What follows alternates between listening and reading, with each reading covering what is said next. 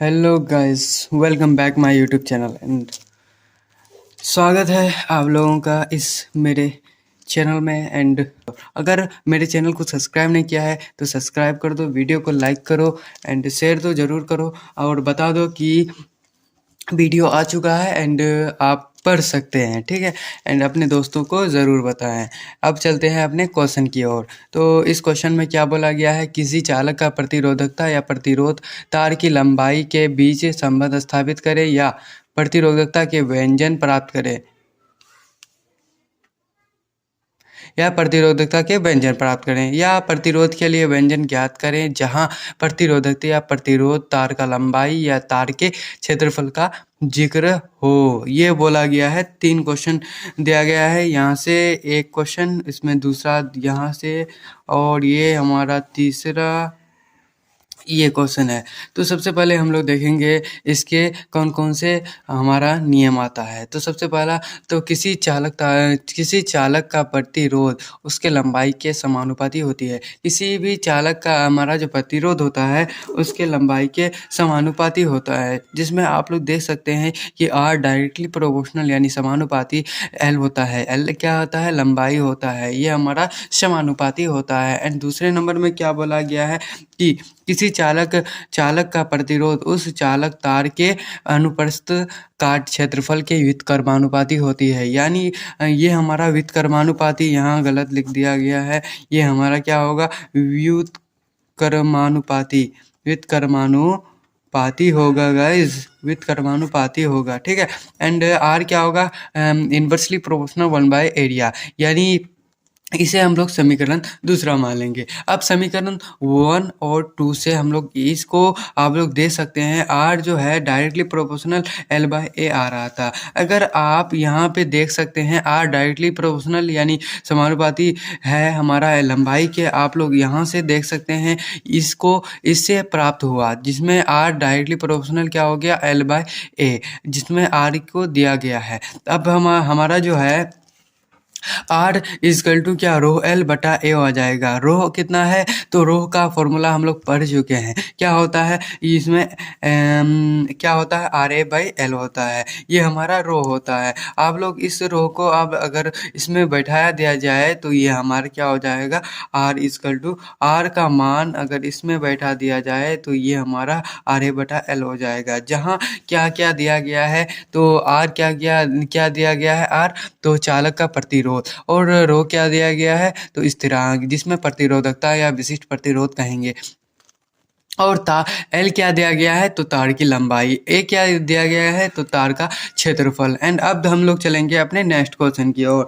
तो next question में क्या बोला गया है, तो देखेंगे इस क्वेश्चन में कि किसी चालक तार का प्रतिरोध तापमान से किस प्रकार संबंधित है, या प्रतिरोध ताप गुणांक को परिभाषित करें या व्यंजक प्राप्त कर सकते हैं। तो सबसे पहले हम लोग इसका आंसर देखेंगे कि किसी चालक तार का प्रतिरोध तापमान के समानुपाती होता है।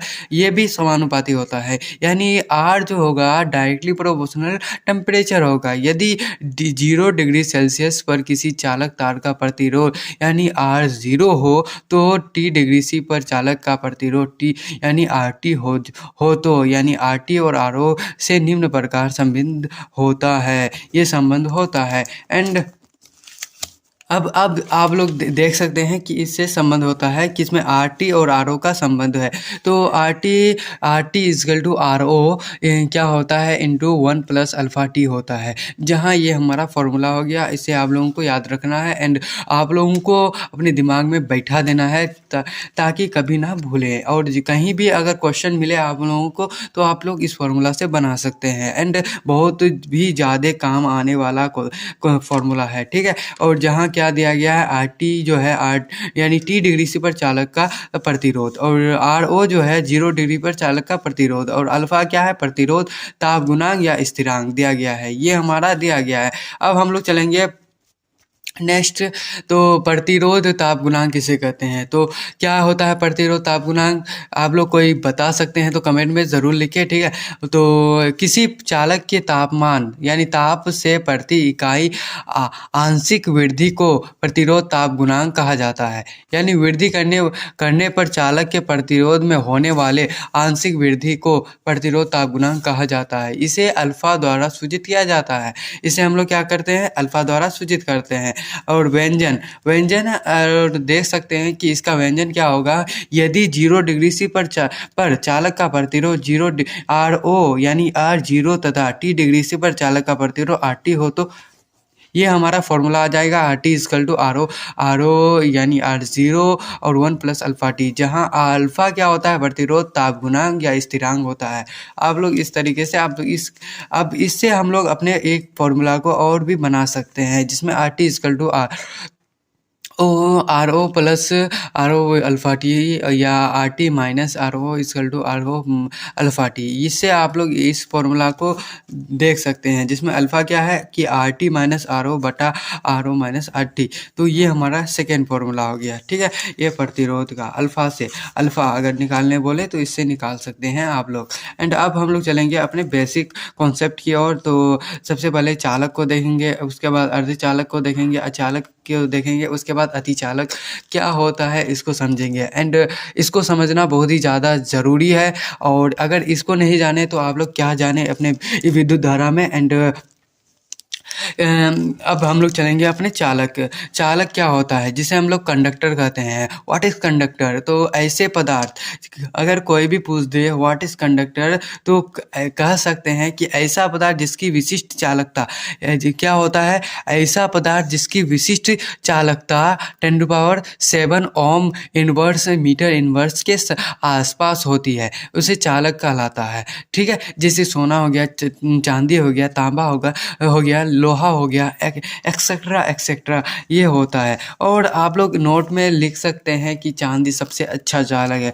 ऑब्जेक्टिव में पूछा जाता है भाई साहब सबसे अच्छा चालक कौन है? ऑप्शन में दे देगा आप लोग को, लोहा दे देगा, चांदी दे देगा, सोना दे देगा, एंड हीरा दे देगा। तो आप लोग किसको आप लोग टिक करना है? किसे टिक करोगे आप लोग उस ऑब्जेक्टिव में? तो आपको टिक करना होगा चांदी। चांदी एक सबसे अच्छा चालक है, सबसे अच्छा चालक। एंड अचालक, अब नॉन कंडक्टर किसे कहते हैं इसके बारे में देखेंगे। ऐसा पदार्थ जिसकी विशिष्ट चालकता 10⁻⁷ हो, यानी चालक के यानी माइनस में, यानी इन्वर्स, यानी ऑपोजिट डायरेक्शन में, यानी 10⁻⁷। यहाँ 10⁻⁷ था तो ये माइनस हो गया, ठीक है। और ओम इन्वर्स मीटर इन्वर्स के आसपास हो तो अचालक कहलाता है। जैसे रबर हो गया, शीशा हो गया, मरकरी हो गया, जिसमें मिक्स कोई यह हो गया, दूध हो गया, ये सब होता है, शीशा हो गया, एक्सेट्रा एक्सेट्रा।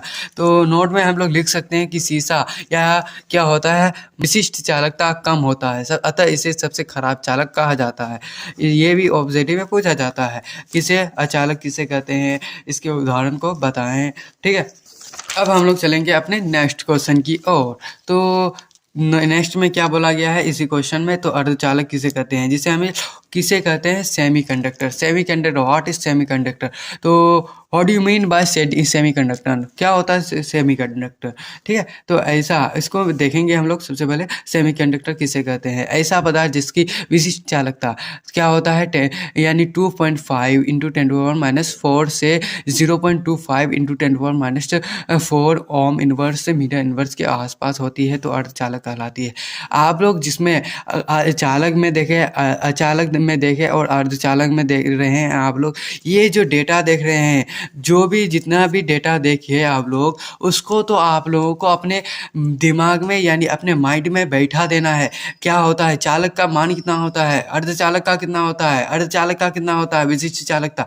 तो आप लोगों को इसके बेसिस पे आप लोग निकाल सकते हैं, ठीक है। एंड इसका एग्जाम्पल कौन-कौन सा है, तो सिलिकॉन, आर्सेनिक एक्सेट्रा एक्सेट्रा। इसमें आर्सेनिक सिलिकॉन होता है, जैसे ये हम लोग अर्धचालक कर सकते हैं। तो नोट में क्या लिखा गया है, अर्धचालक का उपयोग कंप्यूटर, सोलर प्लेट एक्सेट्रा आदि में किया जाता है। यानी हम लोग सोलर प्लेट में भी करते हैं और कंप्यूटर में भी करते हैं, मोबाइल फ़ोन में भी किया जाता है। इसमें सेमीकंडक्टर का उपयोग किया जाता है, ठीक है। और अब चलेंगे हम लोग फोर्थ में नेक्स्ट में क्या बोला गया है, तो अतिचालक किसे कहते हैं, जिसे सुपर कंडक्टर कहते हैं।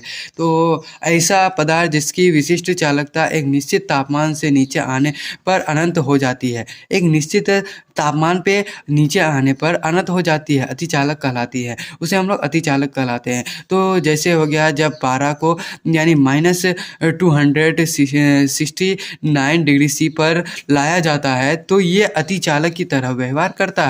जब सीसा, मरकरी या मिक्स या बेरिलियम, लिथियम या के मिक्स धातु को -2 यानी 238 डिग्री सेल्सियस पर लाया जाता है, तो ये अतिचालक की तरह व्यवहार करता है, यानी अतिचालक कहलाता है, ठीक है। अब हम लोग नेक्स्ट क्वेश्चन में चलेंगे एंड इस क्वेश्चन में क्या बोला गया है इसको देखेंगे। तो अतिचालक कला संक्रामक ताप क्या होता है, अतिचालक कला संक्रामक ताप क्या होता है, तो इसको देखेंगे कि किसी ताप जिसके यानी किसी वह ताप जिसके नीचे आने पर किसी पदार्थ के विशिष्ट चालकता अनंत हो जाती है, अर्थात वह पदार्थ अतिचालक के व्यवहार करता है, यानी अतिचालक के व्यवहार करता है। अतिचालक कला संक्रामक ताप कहलाती है। जैसे कि जो होता है शुद्ध धातु के लिए अतिचालक कला संक्रामक ताप 200 यानी 70 डिग्री सेल्सियस पर होता है, शुद्ध धातु के लिए अतिचालक संक्रामक ताप, ठीक है। एंड इससे आप लोग इस डेटा को याद रखना है। तो आज हम लोग यहीं तक रखते हैं एंड अगर मेरे चैनल को सब्सक्राइब नहीं किया है तो सब्सक्राइब कर दो। वीडियो को अच्छा लगा हो तो वीडियो को लाइक करो, शेयर करो एंड चैनल को भी सब्सक्राइब करो और अपने नोटिफिकेशन को ऑन कर दो, ताकि मेरे हर दिन जो मैं अपना वीडियो अपलोड करता हूँ आपको मिलता रहे एंड आप इससे बेनिफिट उठा सके।